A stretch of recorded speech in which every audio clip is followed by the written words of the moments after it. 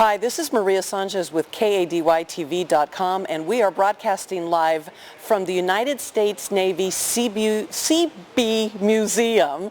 And I have Laura Godbey with me. She's the director of the museum, and Laura is hosting, along with other folks involved with the Seabee Museum, an open house that's happening that we're broadcasting live from. So Laura, welcome to the program. Thank you. And will you share with us what the public can expect, because I understand that while you're open, you're not formally open. Correct. The Seabee Museum is an old museum. We've been here since 1947, but we have this new facility that has just finished, and we're offering open houses until we can actually open our grand opening in the fall of 2011. So prior to then, on the first and third Tuesday of every month and the first Saturday of every month, we're going to offer open houses for people to come in, kind of get a sneak peek behind the scenes of what we offer in the museum and see what's changing as we move exhibits in and move in our collections. So the other museum is still open, as it's always been? No. No? Actually, the old museum closed on September 30th. Reason being, we had to pack up our collections and start moving them over here. Oh, okay. So if people want to see what needs to be seen, they need to come to this brand new facility. Today you were open to the general public? Today was our first open house day. We actually got building occupancy yesterday, so it's amazing that we had our first visitors here. We had about 250 people. We had 2 re-enlistments, so the facility is actually being used by the Navy. Isn't that great? That's a good news story. Perfect for KADYTV.com. We're all about good news, which is one of the reasons we're here, and thank you for allowing us to be here and participate.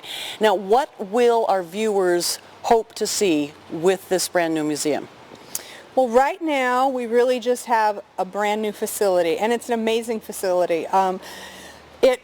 It's very state-of-the-art. It has an homage to the Quonset hut with a metal roof, that kind of thing. In terms of exhibits inside the museum, right now we have a World War II D7 Caterpillar bulldozer.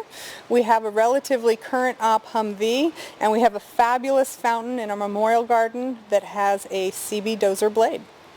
Now, I would imagine that you are still in the fundraising throes, or not? Well, actually, the museum is owned and operated by the Navy. However, we're financially supported by the Seabee Historical Foundation, which is a nonprofit 501c3. They raised all the money for this facility, which was about a $12.7 million facility. They gifted that money to the Navy. Navy then hired RQ Construction out of Carlsbad, California, to do the construction, and now the foundation is continuing a fundraising effort to fund the exhibits. And behind us is the blueprint for the museum. Correct. And where are we? You are here. Are here. Okay. Right here is the entrance. You can see right behind me is a ginormous lobby, reception area, desk. This right here is the Grand Hall. This will be where we really focus on the Seabee heroes. We'll have, for example, an exhibit on Marvin Shields, who is the only Congressional Medal of Honor winner, Seabee Medal of Honor winner. And then the South Gallery is primarily World War II. It focuses on the origins of the Seabees, talking about training, how they were trained, how they fulfilled the strategy of World War II, and kind of what they did. And then when you cross over to the North Gallery, it's the post-World War II era. So we'll take, and not with your time, but we'll take a little view visually now after we conclude our conversation so folks can see what it looks like in its infancy, if you will. And then who have you invited for tonight's VIP gathering? A variety of different people. The foundation has invited most of their local big donors, and we also have all the base folks coming. And anything else that you'd like a website to drive folks to? We have a couple of websites. The Navy's website is www.usnavyseabeemuseum.com. You can also become a fan of the museum on Facebook at facebook.com/SeabeeMuseum. And the Seabee Historical Foundation's website is cbhf for historicalfoundation.org. And anything else you'd like to offer? Come visit us. We're open. We're here for people to see. Ultimately, we're going to be a great community asset. Unlike the old museum, we have space where we can have events. We have an education room. One of the really neat things that we're going to be able to offer is, as a history museum, we're going to try to integrate in more of the standards of learning, but because we're also involved with the Civil Engineer Corps, which is the officer corps that administers and manages the Seabees, we're going to have a lot of exhibits, hands-on interactives for kids about civil engineering design principles. And Laura Godby, the director here at the United States Naval Seabee Museum, thank you so much for your time. We appreciate it. Thank you. And again, behind us is the blueprint for the U.S. Navy Seabee Museum, Naval Base Ventura County, Port Hueneme, broadcasting live. Maria Sanchez for KADYTV.com. Maria Sanchez, again broadcasting live from the United States Navy Seabee Museum. The grand opening is this evening, and we're going to be here covering it. And Laura Godby, who is the director here at the museum, just explained and showed us the blueprints about the museum. Now we're in the museum store, so you can see from the camera the various things that are being offered for sale. And if you want to just go over a few of the items, and then we'll specifically end up with the bricks. The museum store offers a variety of Seabee merchandise. As you can see, they offer t-shirts, different kind of mugs, dishware, that type of thing. They now offer a great supply of children's material and something that's relatively new. And they have a lot of new designs that are coming out. And it's one of the things that when people visit a museum, they want to buy something to take home. And this is the spot. Now let's talk about these bricks that are behind us and what that is and what the opportunity is. Sure. In the entryway to our new museum, we have what we call the Road to Victory. And the Road to Victory is paved with memorial bricks that people have purchased and have engraved with either Seabees who have served, Seabees who have passed, or sometimes just somebody who's still with us that they want to commemorate. Those are for sale through the Seabee Historical Foundation. They're $125 each. And there's still more than enough room in our Road to Victory to add more names. And just as an example, we'll show that one maybe. So John and Martha Wilson, thank you Seabees for what you do. How sweet is that? And how long have you been offering this to purchase, do you know? Ooh, the bricks have been on sale for probably about 2-3 years now. This has been a long capital fundraising campaign. I mean, we've been working on this museum since 2002. I believe at last count the foundation had sold about 4,100 bricks. That's how many we have laid down right now. So we have room for more. And can you also order items, do you have to come here physically or can you order them on a website too? No, actually the store has a great new website. It's www.seabeemuseumstore.org. Perfect. You can buy everything online 24/7. Excellent. So you have a virtual store and you have a brick and mortar store. Maria Sanchez broadcasting live from the United States Navy Seabee Museum in Port Hueneme. Hi, Maria Sanchez again, recording live with KADYTV.com at the United States Navy Seabee Museum. And I have Steve Thomas with me. Now, Steve is an icon in the county. First of all, Steve, welcome, and thank you for taking the time to allow us to be here. And why don't you share with our viewers what your relationship has been with the Seabees? Well, Maria, 1966, I got stationed here at Port Hueneme as a young man from Arkansas. I came out as a heavy equipment operator for the Navy Seabees. I was stationed with MCB-4, Alpha Company. I spent a tour of duty in Vietnam for about 10 months and then returned to Port Hueneme and actually started selling cars in 1969 for Hal Watkins Chevrolet. And worked for Hal for about 11 years and just stuck around here and then got involved about 5 years ago with the Naval Historical Foundation. And got my good friend Dick Buckus to be our national spokesperson, and we've been very successful, as you see, in building and raising the money to build this. And it's really a legacy for the guys that served in World War II, Korea, Vietnam, all the conflicts that they've had, the wars they served in. And we are really excited about, and I know there's a lot of local guys that are still in the area that served in the Seabees, and I see them every day. I run into them sometimes, and guys that I was in Vietnam with are still in the area, and it's quite the legacy that we're building, that we built here, and we're hoping, and we're not done yet, we still have a little bit more ways to go to get the exhibits in and raise enough funds for that. And so for any of the viewers out there want to come down and take a look at this beautiful building, we do have a little thing over here where you can throw some bucks in there and help us get the thing completed. About $5 million.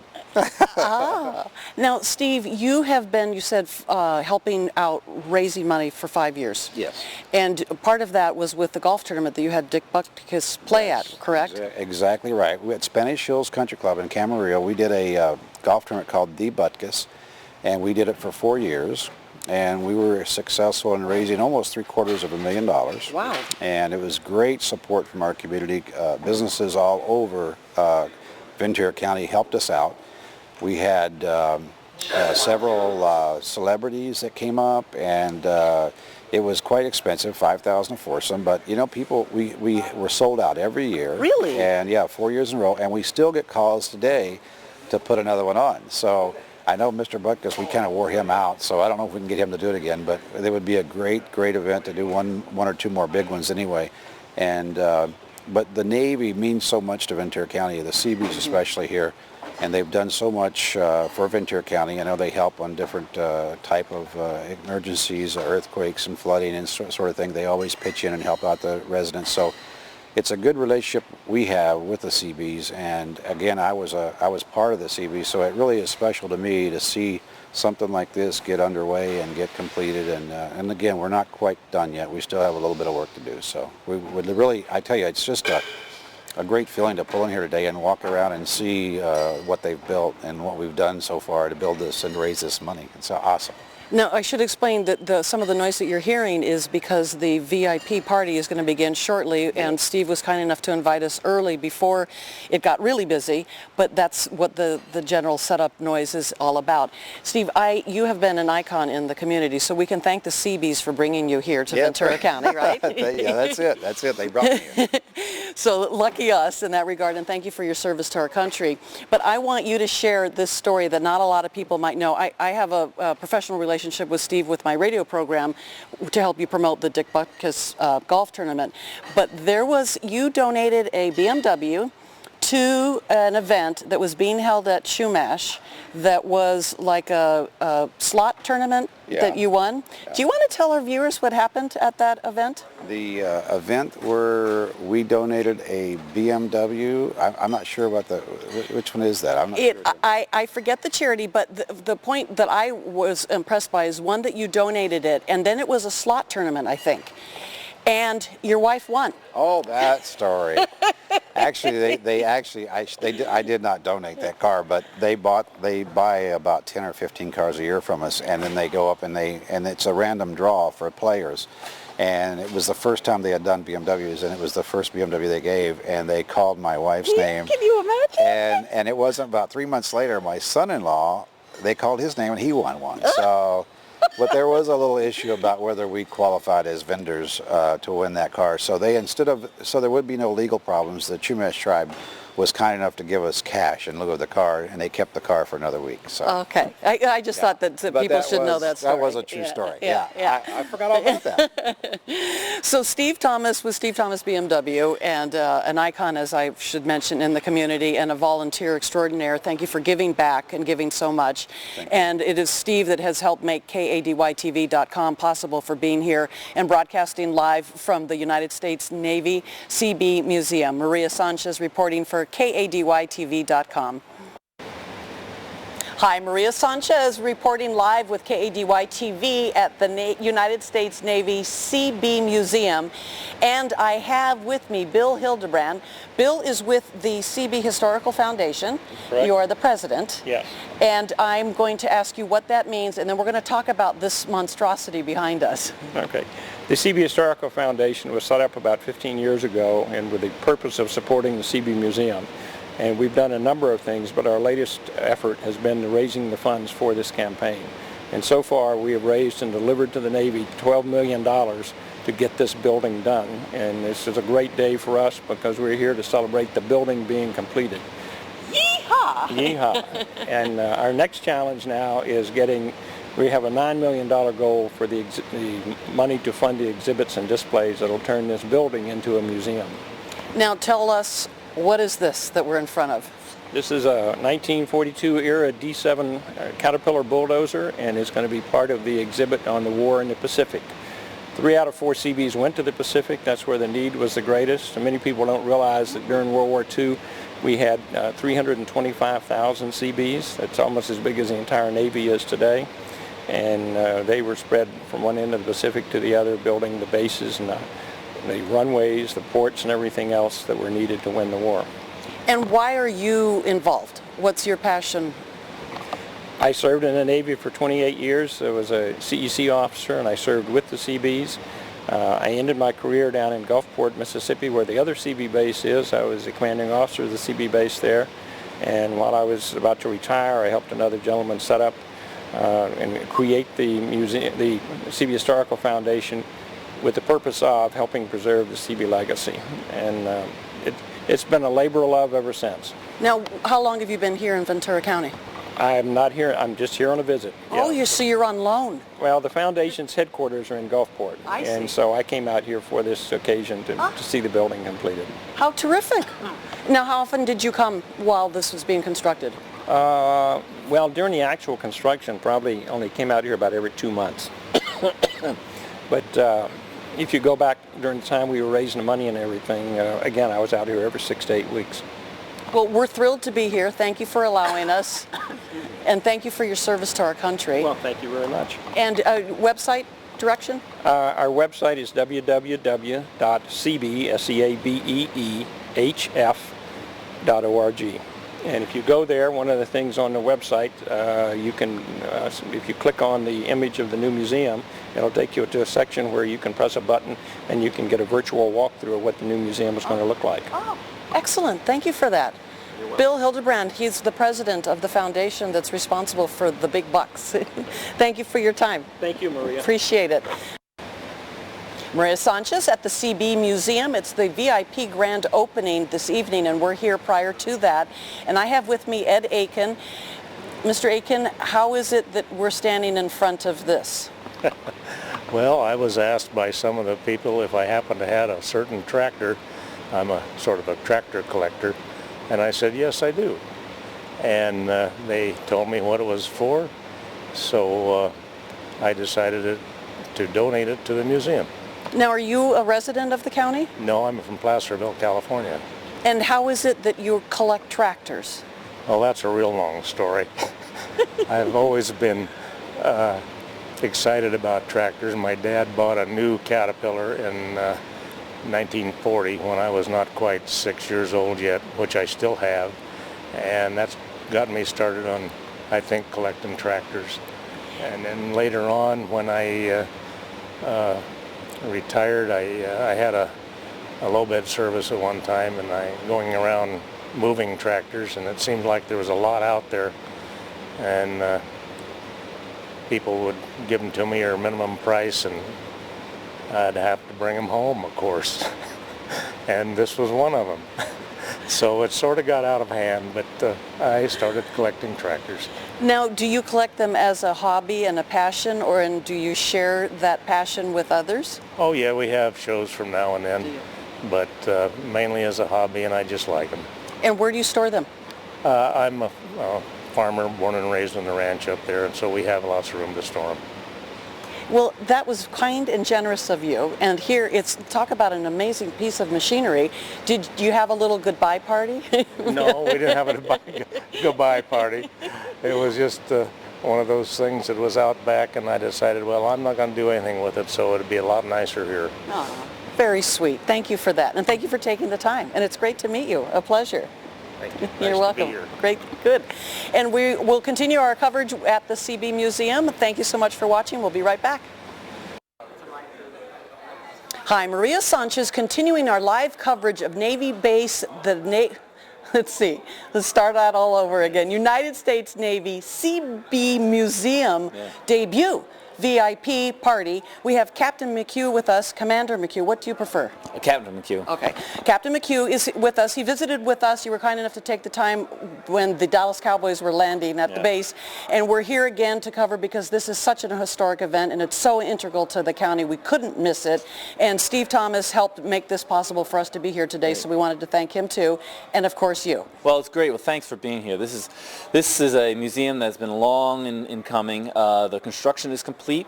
We're just going to take some time to fill it, but we figured that the building is open, it's built. We want to bring people in to take a look to see what they're going to see, what the building's going to look like when it comes in, and when they're able to see it when it's going to be filled. And in about I'd say it's about fall of 11 is once all the exhibits will be here. But it's a wonderful, wonderful facility.